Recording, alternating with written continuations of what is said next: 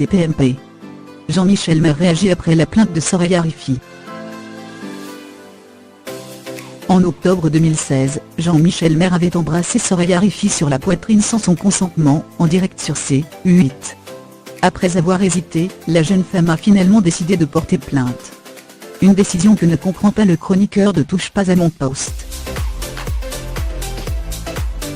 Depuis ce 14 octobre 2016, jour où Jean-Michel Maire l'a embrassé sur la poitrine sans son consentement pendant les 35 heures de Baba sur C8, Soraya Rifi a survécu un cauchemar. Depuis un an, ma vie est devenue un vrai calvaire. Je reçois de nombreuses critiques, des menaces de mort, des allusions vraiment malsaines, confie-t-elle au Figaro. Après les excuses du chroniqueur de Touche pas à mon poste, la danseuse, originaire de Marseille, avait d'abord décidé de ne pas porter plainte. Sur le moment, je n'ai pas pensé à moi.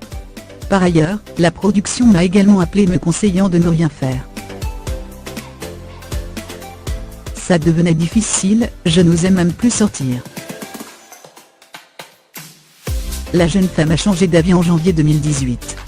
Je me suis rendu compte qu'en effet, il avait eu un comportement inacceptable. En plus de cela, je me suis fait agresser et insulter dans la rue, explique Soraya Rifi. Ça devenait difficile, je n'osais même plus sortir. Ma vie s'est dégradée, je me suis renfermée sur moi-même, j'ai échoué dans mes études.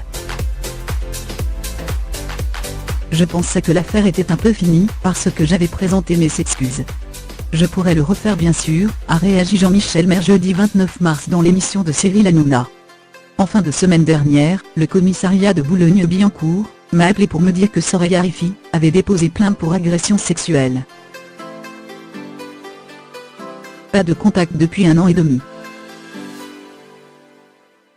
Du coup, j'ai été convoqué par la police, entendu, vu par un psychiatre. Ça va peut-être aller au tribunal, je ne sais pas encore, a poursuivi le chroniqueur. La nouvelle de la plainte l'a vraisemblablement surpris, elle était plutôt embêtée des conséquences de mon acte très indélicat, j'admets déplacé, lourd, tout ce qu'on veut. Elle avait expliqué qu'elle ne m'en voulait pas du tout. Au contraire, elle essayait de faire tout son possible pour que ça se calme. J'avais été correct avec elle, j'avais été respectueux, a-t-il raconté.